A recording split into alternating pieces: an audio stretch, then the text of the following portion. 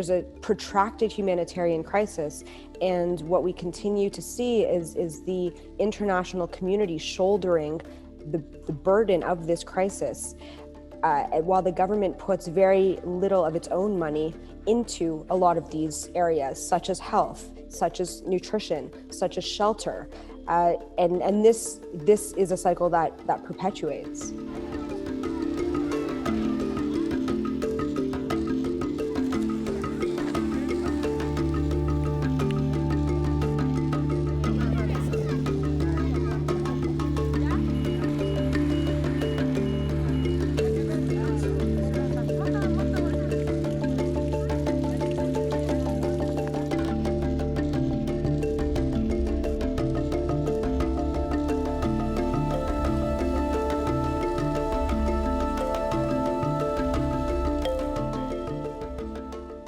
The reporting showed that a handful of people running the response were charging for COVID tests, and these COVID tests were meant to be free. They were free up until very recently, but people were making a profit off of it, including negative certificates that were needed if you wanted to travel, because in order to travel domestically by land or by air, you needed to have a negative COVID certificate. So people were charging for those certificates, and they were also charging for people to get tested.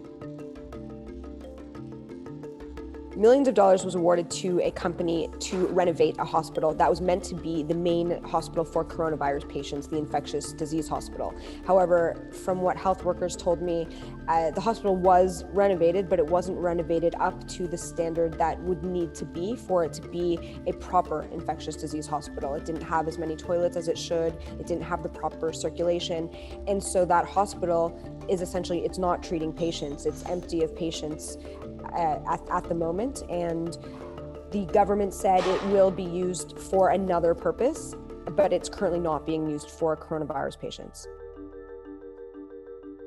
According to people that we spoke to, the government, when the coronavirus outbreak started in the country, the government allegedly banned importers from bringing in hand sanitizer and said to certain importers, you need to only buy from Cinco. And Cinco is the local company that the government gave a manufacturing contract to. They said that they could manufacture the hand sanitizer. The idea being that they wanted to promote local business, but in the process, they banned other people from bringing it into the country. And there were reports that during that time, during the early days, around April, May, the price of sanitizer spiked in the country, and people that I spoke to, locals, were having a very hard time finding it. You know, this was at a time when the rest of the world was scrambling to bring these things into their countries. South Sudan's government allegedly said, no, we're not going to let you bring it in.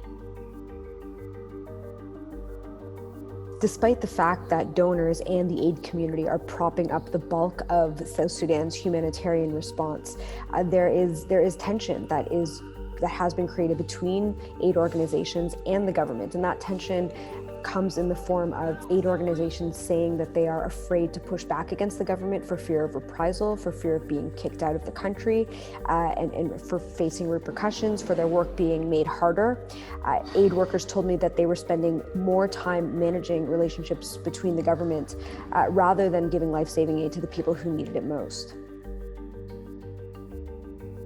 There was a shift in who was in the government during the coronavirus response, and so the new undersecretary had said that he is taking steps to rectify any corruption that had been going on, and was very not supportive of any type of threats of any sort.